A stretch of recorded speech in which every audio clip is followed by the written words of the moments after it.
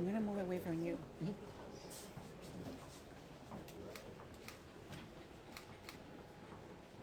Estamos en vivo desde el Concejo de la ciudad de Nueva Orleans, donde se va a hacer una petición al gobierno federal de cambiar su forma de operar durante estas redadas de inmigración. Hay personal del Concejo de la ciudad, la alcaldesa electa Helena Moreno está presente y también algunos líderes, abogados de la comunidad aquí en la ciudad de Nueva Orleans. Queremos traer esto a ustedes en vivo. Estamos leyendo sus comentarios. Por favor, déjenme saber si se escucha bien, si me pueden entender. Esto es acerca de todas las políticas y las redadas de inmigración que se están llevando a cabo en la ciudad de Nueva Orleans. Voy a estar escuchando lo que dicen ellos y voy a estar también traduciendo lo que más pueda en este momento. Gracias por estar aquí. Soy Helena Moreno. Soy la alcaldesa electa y la presidenta del Consejo de la ciudad. Hoy estoy con personas de la comunidad de negocios. Está también la persona de la Urban League y también los congresistas y miembros de la comunidad. Estamos aquí unidos, expresando nuestra preocupación por las cosas que está haciendo la Patrulla Fronteriza en nuestra región. Esto que está pasando es muy violento y infortunadamente no parece que las personas que hablan que son criminales son las que están siendo perseguidas. Esto está trayendo mucho daño a la ciudad de Nueva Orleans y también está afectando a las personas que están siendo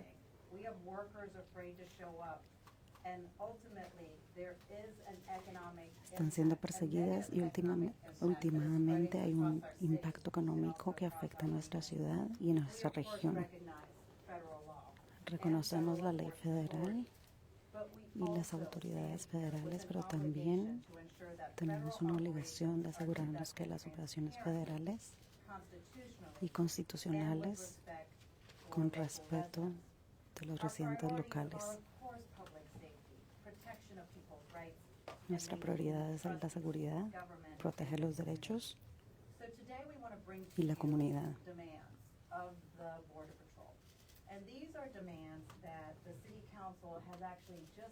Y tenemos unas demandas que el Consejo de la ciudad le ha mandado a Gregory Bovino, el líder de la Patrulla Fronteriza. Tenemos 5 puntos. El primero es reportar lo que está sucediendo para tener confianza en lo que están haciendo.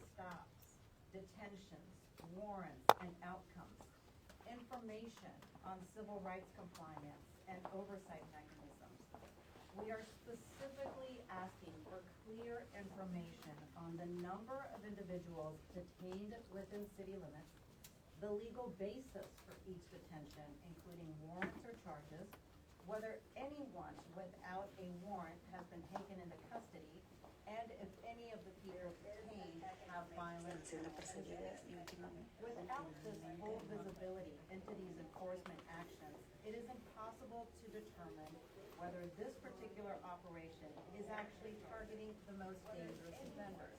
We constantly heard on the news claims that this operation is about going after rapists, pedophiles, and murderers.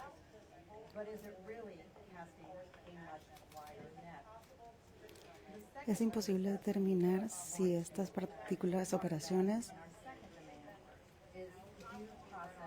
están siendo correctas porque esta operación no está llevando a las autoridades que están diciendo que eran violadores y criminales. Es imposible determinar si estas particulares operaciones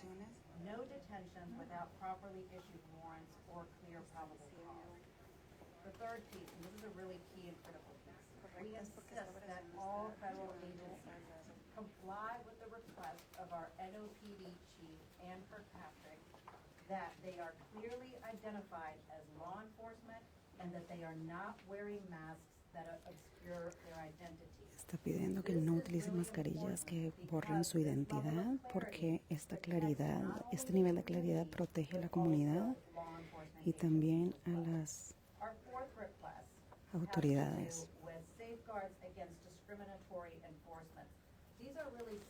Esto puede ser discriminatorio. The city expects firm assurances that no stops or detentions are based on race, No queremos que busquen a las personas por su raza, por cómo hablan, por su origen de nacionales y que no sean paradas por demografía.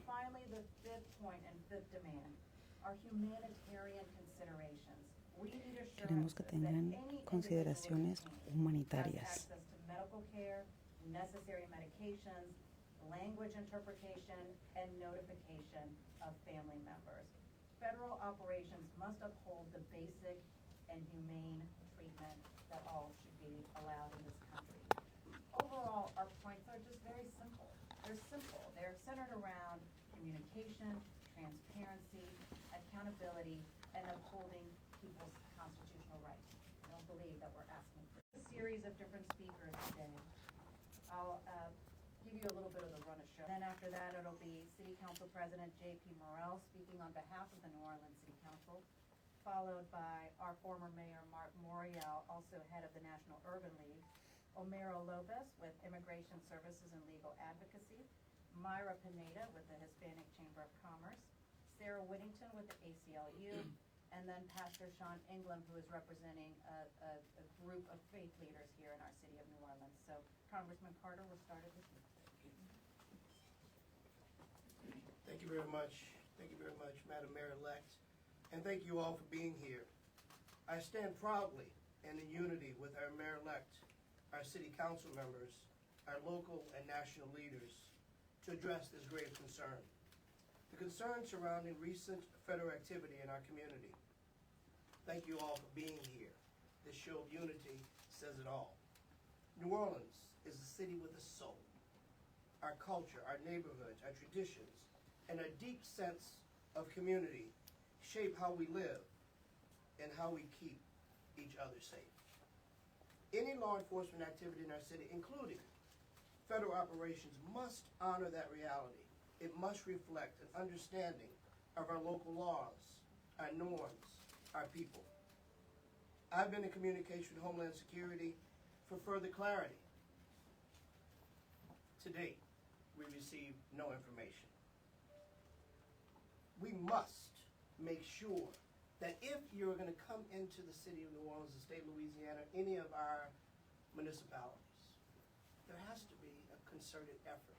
There has to be a basic degree of respect for local laws, for de-escalation, for the understanding of our municipal laws, our cultures, and our people, to coordinate if you really want to help, Mr. President.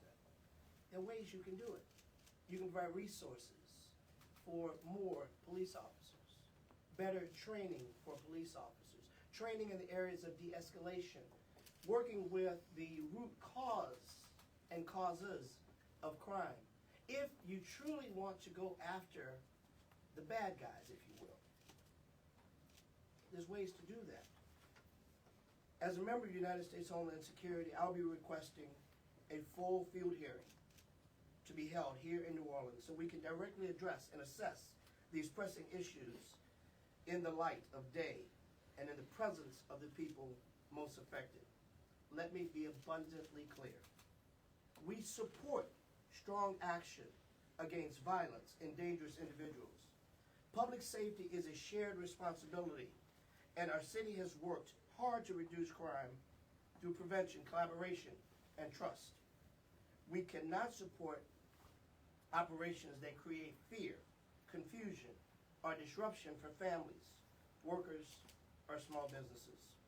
Effective enforcement does not require heavy-handed tactics. It requires communication, de-escalation, transparency, and respect for the community being served. We want federal partners. We just don't want occupation. We want to have them work with us, not around us. We want accountability, we want clarity, and we want enforcement efforts that strengthen public trust instead of shaking it to its core. And in summary, I want to reiterate, we embrace help from the federal government. We embrace help from anyone who wants to make our city better, safer, stronger. But you must recognize that we have a government in place. We have elected leaders. We have a city charter that dictates the power structure and how things are coordinated. We simply ask that that's respected. We simply ask that we have enforcement and not fear, focused on lawful enforcement. Our people deserve safety, dignity, and transparency. I will continue to stand with our mayor-elect, our city council, our community leaders, our national leaders to get our city and our state nothing less. Thank you for being here.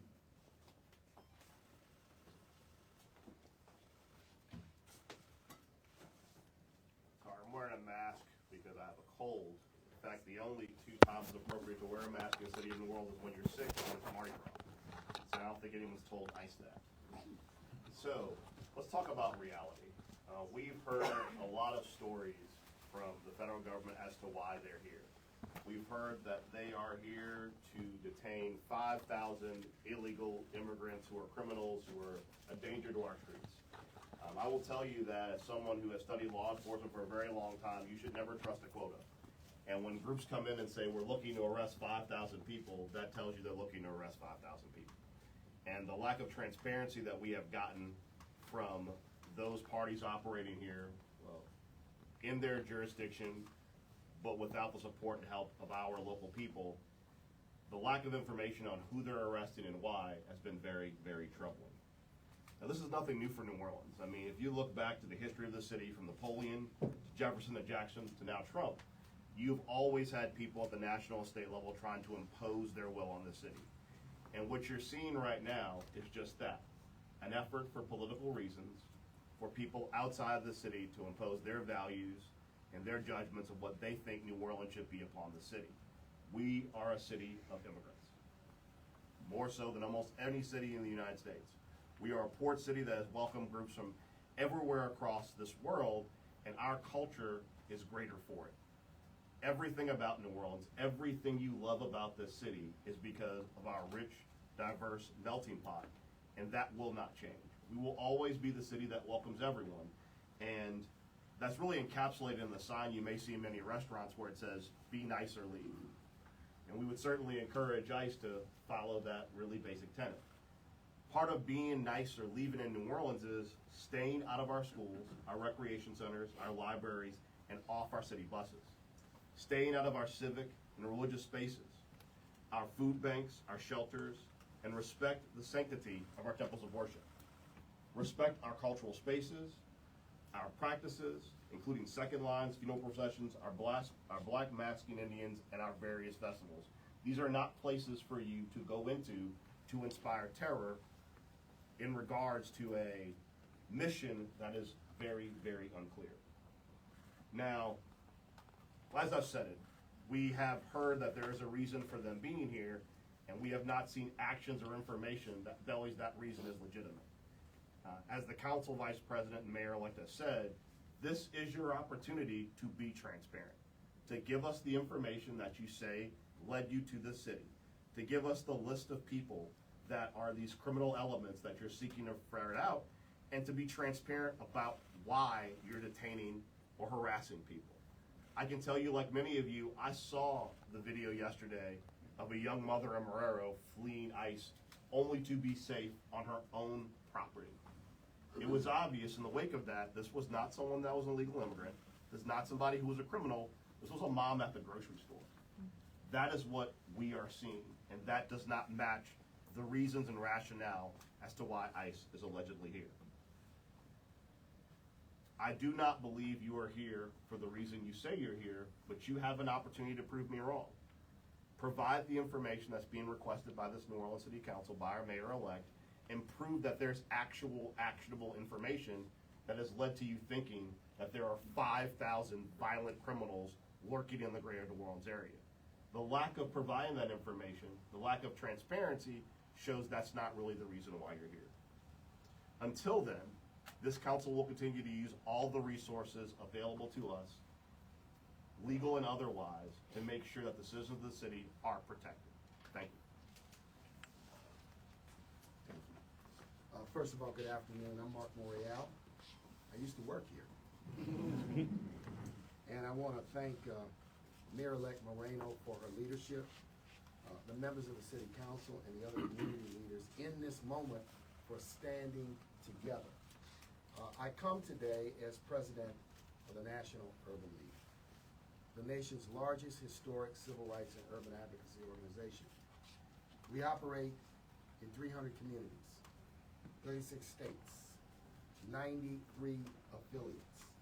We serve almost 10 million people a year. We have been monitoring very closely the actions of ICE and the National Guard in cities all across the nation.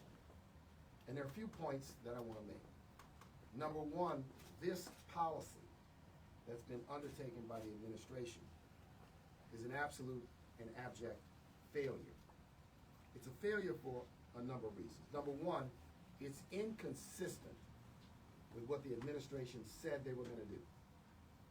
What they said is, we will focus and target on undocumented individuals that have criminal records or outstanding warrants. What we know from Los Angeles all the way here is that those words are being betrayed by the actions of ICE. That this sweep is catching, number one, people who are undocumented, for whom there is no outstanding warrant, nor are they wanted for a crime. Let me remind everyone that immigration violations are civil violations. Civil violations under U.S. law. They are sweeping into communities where naturalized citizens, those that have work visas, green cards, have every right to be in the country, are being swept in to this net. Consider this. There's 66,000 people currently in immigration detention across the nation today. Less than 50% of them have outstanding warrants or criminal histories. The other 50% do not meet the standard, that the administration set for itself. Number two, it is abhorrent to me, absolutely abhorrent, that law enforcement would feel they need to wear masks. I grew up in this city. I was born in a segregated hospital when segregation was the law of this city. Masks remind me, and I want to be clear, remind me of the tactics of the Ku Klux Klan. Let me be clear, I do not suggest that the ICE are the Ku Klux Klan. But in this country, there is zero precedent for sworn law enforcement officers to mask themselves to carry out public enforcement actions. Number two, I would encourage them, if they're insisting on wearing masks, they can ride in Rex, Zulu, and Endymion. We know masking in New Orleans. It's abhorrent that they're wearing masks. Further, the demands being made by the mayor-elect today are reasonable. They are consistent with the obligations that these leaders have to protect the public and to protect the citizens. And their actions are in no way, quote unquote, interfering with the actions of ICE. Additionally, we must be concerned because over the last 48 to 72 hours, I've received a number of calls from business owners, hotel general managers, and the like, of the impact, negative, that these actions will have on the New Orleans economy. Grocery stores close, hotel employees and restaurant employees not coming to work, therefore forcing, in one case, a hotel general manager said to me, I may have to cancel reservations for the Sugar Bowl upcoming because I simply don't have enough personnel. The final thing I'll say, there's a better way to do this. This policy is failed. The immigration system is absolutely broken. But that this administration has not advanced nor supported in the past any proposal, partisan or bipartisan, from a legislative point of view, to fix a broken system. This policy makes no sense, and it also is not sustainable over time. So the civil rights community is monitoring these activities all across the nation, and we will continue to speak out. And no one here is going to be intimidated by rhetoric, whether it comes from Baton Rouge, Washington, or anywhere, in terms of standing up for the dignity of human beings in this city. These are mothers, these are families, these are children, these are people who work, these are people who are contributing in many instances to this community. And now all of a sudden, many of them will find themselves detained. And guess what? That means that taxpayers of the United States will be paying to room, to board, to clothe, and take care of them. Think about that policy. So we stand together today. Thank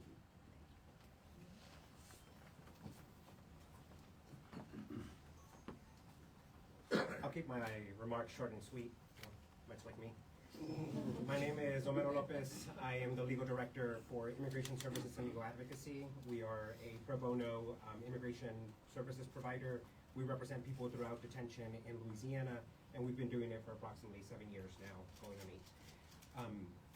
This operation is a complete disgrace. What we are hearing from our community members, what we are hearing from our clients is exactly what we've seen happen in other cities. Folks are being arrested indiscriminately, targeted for the color of their skin, the language they speak, the location where they're working. This is a sorry pretext of using public safety as the pretext for why they're doing this operation. If anything, it is making our community more afraid and less safe. In a situation where folks aren't able to send or feel scared to send their kids to school, where folks feel afraid to go to work, where folks in any situation are hunkering down instead of doing the things that they were doing in our society. They are targeting members of the immigrant community across the board. They're targeting U.S. citizens. They're targeting permit holders. They're targeting people who are going through the process across the board. As the council president said, they're not in any way targeting a specific group of people. They have a quota, and they're going after an entire, that 5,000 is what they want. That's who they're going after. That's what they're going to do. They're going to get their 5,000. It doesn't matter whether they fit what kind of category, except, basically being brown, speaking Spanish, and working in particular areas of the economy. And so, as a community, we remind everybody you have rights. Speak up, exercise your rights, and although unfortunately people's rights have been violated, continue to speak up your rights, exercise your rights, and the community will come out. At least the legal community, we're working together to be able to protect people after your rights have been violated. Thank you very much. Good afternoon, everyone. My name is Myra Pineda. I'm the president and CEO of the Hispanic Chamber of Commerce of Louisiana, a nonprofit, a statewide nonprofit. We definitely thank Mayor-elect and the council for allowing us to be here and supporting the requests that we have. We are in full alignment with these requests. We feel and have been sharing through our messages the impact, the economic impact, the mental health impact that these policies are having throughout the community. When you see businesses and business owners having to close down, when children can't go to school or to church, and they can't conduct their normal lives, I mean, I think everybody has seen there's no traffic. Why? You go to the mall, nobody's there. So the economic impact is going to be great, the mental health as well. We need to request and demand respect for our community. We need to, the Chamber of Commerce, our mission is to foster a favorable business environment for business owners. So instead of doing what we do best, helping business owners with resources and tools to grow, we're now trying to help them with grants and ways to survive, because they won't be able to, some of them are still recovering from COVID.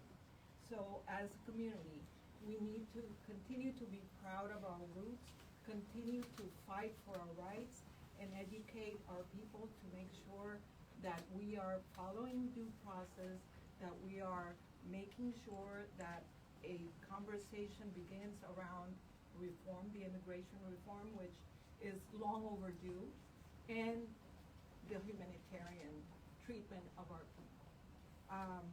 The Chamber of Commerce has put out a resource page with tools for business owners, for individuals. It's working with many and collaborating with many other organizations, but stands in alignment with this, with the mayor-elect and the city council, and making sure that during this process, our people and the soul of New Orleans is respected. So thank you very much again, and we'll continue to work. Good afternoon, my name is Sarah Whittington. I'm the Advocacy Director for the ACLU of Louisiana and a member of the Free the Swamp campaign, standing in opposition to the militarization and federalization of New Orleans. We at the ACLU stand before you to share many of the emotions that our communities are currently feeling: shock, disgust, fear, and rage. In just a few days, it has become clear that Border Patrol and ICE have zero accountability. Citizens have already been profiled because of the color of their skin, chased, hunted, and workers have even stared down the barrels of rifles just trying to do their jobs. This chaos and lack of professionalism and alarming disregard for civil rights exhibited by these federal agents should shock not just Louisianans, but the country at large. But we will not stop working to fight back against these atrocities and trying to keep our communities safe. This week, we sued Attorney General Merle over Act 399 on behalf of ISLA and the absurdly vague law that attempted to criminalize anything deemed as interference with federal immigration efforts. Immediately upon our filing, the AG conceded in writing that Act 399 will not and cannot be used against speech and protected First Amendment actions. It is a dark time that we have to seek clarification about whether the First Amendment still stands. But this week, in our courts and from the AG herself, we confirmed it still does. And it is a reminder that when we fight authoritarian overreach, we win. We are here to demand not just transparency from these federal agents, but to tell them that if they are going to make our city less safe, they are not welcome here. New Orleans has seen historic low crime rates over the past year because of local investments in prevention strategies led by many on the council here today. Thank you. And for any federal officers here in our beloved city, we want to make this clear. The people of New Orleans will stand together, and we will keep each other and our city safe. Thank you.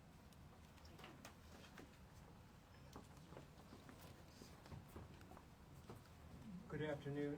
Thank you, Mayor-elect, for gathering us. It's an important day. Pastor Sean of First Grace at United Methodist Church on Canal and Norman C. Francis. And I think, as we've heard in our remarks, everything that I have seen happening is unconstitutional, it's un-American, and it's unacceptable. More importantly, it violates our common humanity, which every religion teaches and any decent person knows of. So much of the root of evil is valuing another people over other people. And right now, if you're not white, and especially if you're not a white man, you are suspect in this city. Members of my church and of other communities, churches, people are not going out, not because they're immigrants, but because the color of their skin. This policy is a violation of our life together and the violation of the spirit of New Orleans.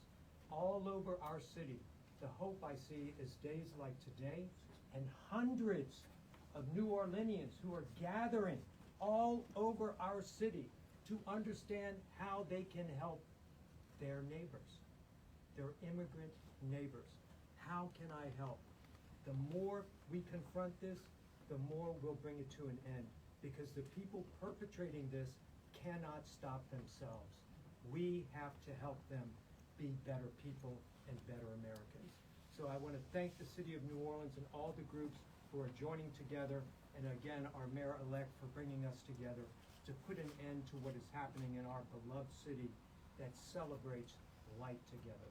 Thank you.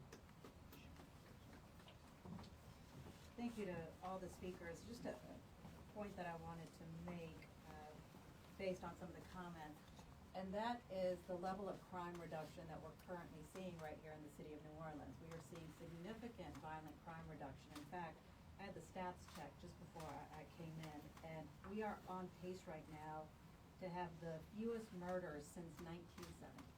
That's where we're at right now. Now, obviously, we do know that there's more work to do, and we absolutely would like fruitful federal investments and resources.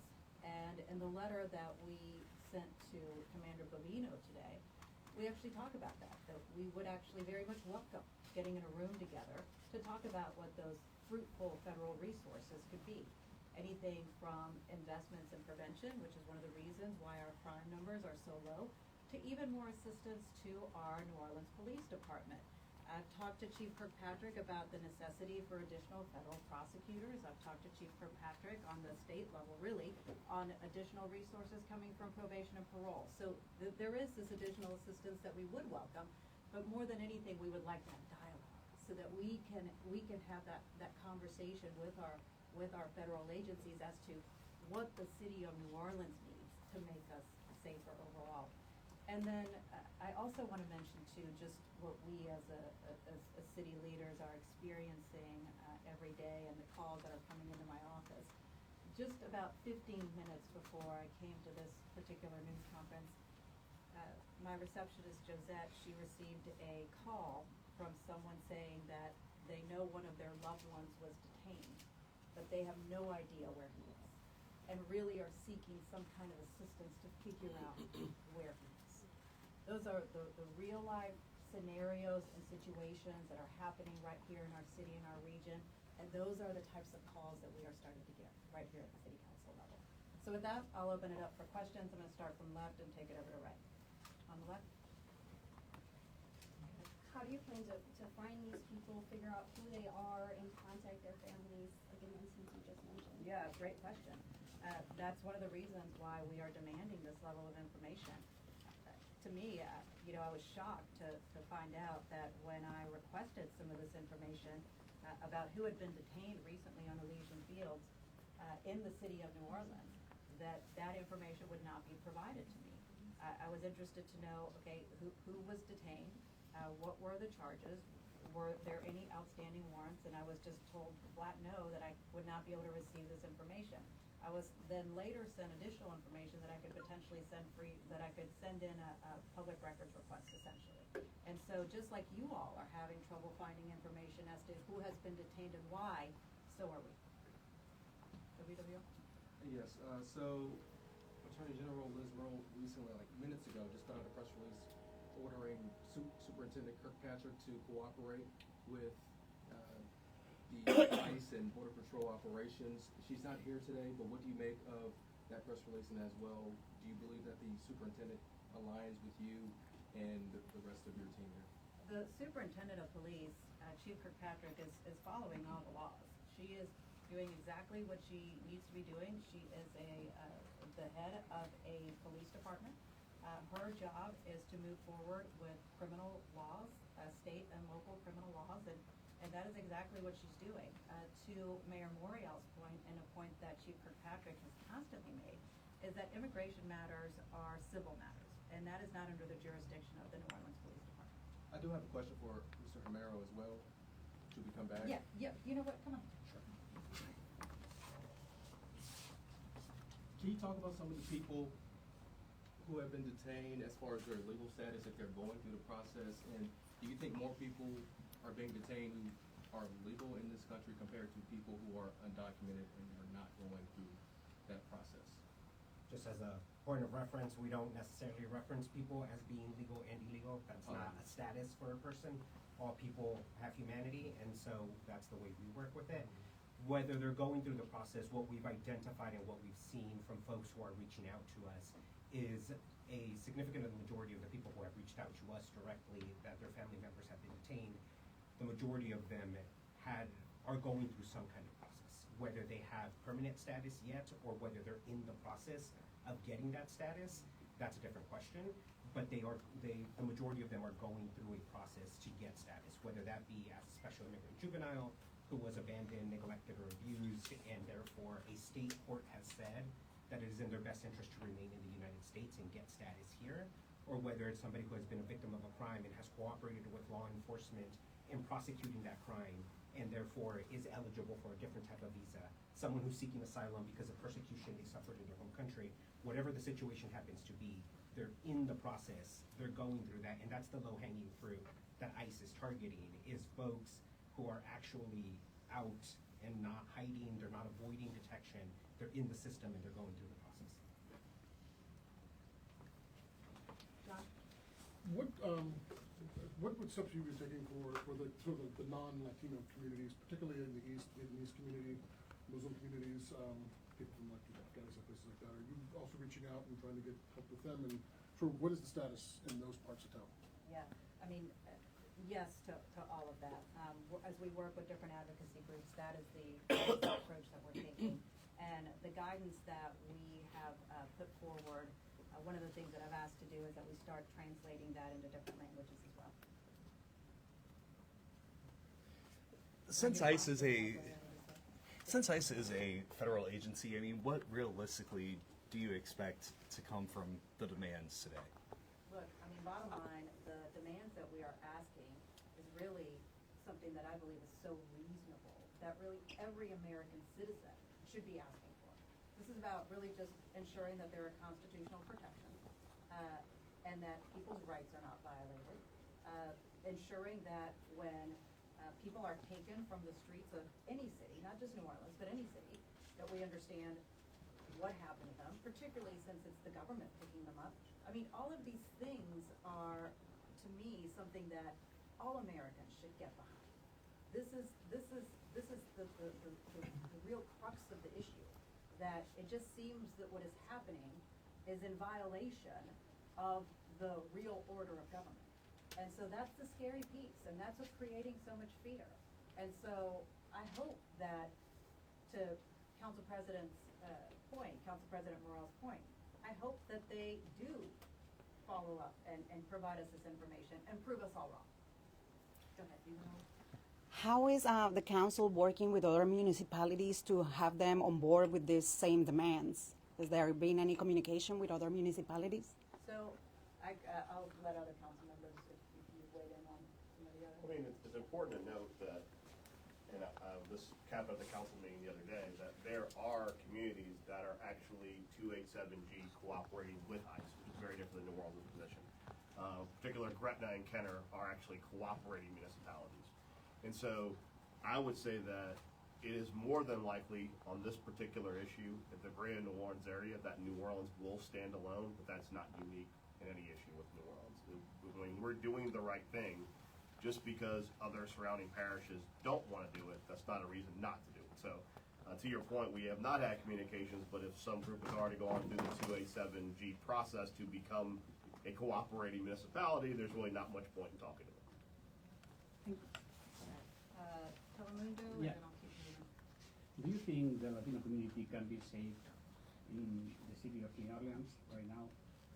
Obviously, the And reason. do you think we can trust the New Orleans Police Department? Look, obviously the reason why we're here is because we want to do all possible to help ensure that, one, people understand their rights and know that we as a city government, that we are demanding much more from the federal government. And that we believe that this is something that actually has become harmful and that has gone too far, and it has a variety of different impacts to our city, including economic impacts. And do I believe that they can trust the New Orleans Police Department? Yes, I do. Okay, thank you. Yeah, another question alluded to what expectation you have on behalf of the federal government to comply with your requests. What legal options do you have to force their hand if they don't comply? Well, I'll tell you, as I often say, we may not always have the votes, but we have our voice. As I mentioned in my earlier comments, I intend to request that we have a field hearing here in New Orleans and compel members of Homeland, members of CBP, and the leadership and community at large to come and answer these questions that heretofore they've ignored. Light is the best sanitation to these issues, and we will continue to bring light to it. And we will enforce every bit of our energies. We often talk about the 3 C's, the Congress, the courts, and the community. And we will work in tandem to hold those federal actors accountable. One of the chief responsibilities of members of Congress is oversight. I happen to serve on Homeland Security with direct oversight over Border Patrol. We are going to continue to use our voices, albeit in this Constitution that we have, where we have a system of checks and balances we have never seen in our history. Such a challenge, but we won't quit. As unified today by the leaders that are here, led by our mayor-elect, we will stay in this battle. We will continue to push and to force this issue and force our federal partners to do what's right by keeping the lights bright. Let me just add one thing to your question. There are those in the civil rights community now who are evaluating, ascertaining whether there are legal options to limit, curtail, or even stop what is going on. So I think it's important for people to stay tuned. If you look at what has happened in other communities, there have been lawsuits brought. And this is the most important point. ICE and the Border Control are public employees. They're public servants. They owe an obligation to you as the media, as protectors of the First Amendment, to the mayor-elect and the elected officials here, to the people, some answers. And I would encourage all of you to go find them, to go look for them, and to go demand those answers to these requests that are being made by the mayor-elect. Since when in this country is anybody beyond the standard of accountability to provide no information? You know, this is what you see in China. People disappear. Their family members don't know where they are, how they are. That is not what we do in the United States of America. This is what happens in Russia, in the old Soviet Union, where people are swept up, they're detained, and there is no answer as to what they're being charged with. That is why this issue is so gut-wrenching, because it smacks of things that are fundamentally un-American. Asking for the names of people who've been detained to give some comfort to members of their family, asking what the charges are against them, giving sufficient information so that they can be represented by counsel to protect them, is a basic principle of the American legal system going all the way back to the founding of this country. We're going to stand and not allow those basic principles to be broken, to be shattered, to be trashed. And so the mayor-elect's questions deserve answers. They deserve answers very quickly, and I don't understand why anyone would not want to respond to what are a set of reasonable responses. But the civil rights community will be a participant in any options available, if necessary, to bring litigation, if litigation has merit. The other piece to your question too that I would just mention is I do believe that the politics of all this is starting to turn. Even very conservative folks within our city, within our region, are believing that this is a step too far, that this has gone well beyond what it ever needed to be. And so that is why it's also so important that we are on the record with our demands, that you as the media is putting out there like what is really happening within our city and within our region, so that as the tide turns, this political tide turns, ultimately, I'm sure that this will be undone. Go ahead, Jen.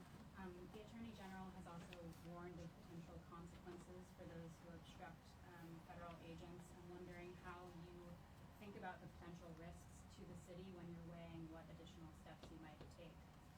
Well, I certainly don't believe that asking for transparency, asking for accountability of federal agencies, asking for communication by any means is obstructive. If anything, it's just a logical ask that any elected leader would have. Have you shared your concerns directly with the governor and attorney general? I have had conversations with some members of the governor's team, not the governor directly, but obviously I think it's been very clear, just like you're sharing with me the attorney general's comments. I'm sure my comments over this past week have been shared with him. Is there anything that you would like to see them be doing differently? Yeah, I would like for them to help us advocate to get some of this information and ensure this level of transparency and accountability. All right. Mayor-elect, if I could, so many people on social media, we're getting a ton of emails, phone calls at the station supporting Border Patrol's operation and President Trump.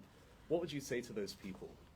Look, I think overall that there are immigration laws and rules for a reason. But once again, the reason why we are here is that the level of enforcement and what has happened is not what this operation was supposed to be about. Remember, everything that you've seen and all that you've been told by the federal agencies, that this is about getting the most violent, the very worst of the worst. It's about getting, as I quote, the rapists, the pedophiles, and the murderers. But that's not what's happening. We are seeing mothers, young women, people who are out there trying to do work, thrown to the ground, chased around, treated like they are the most violent of violent people. But at this point, we don't have any data to ever show that that is who they are. And so that's why we're here. Look, there's a reason why there's immigration laws, no doubt about it. We're not saying not to follow immigration laws, but what is happening here where people are disappearing off of our streets and we don't even know where they went, this is a step, many, many steps way too far. All right, thank you, everybody. We've got the letter that was sent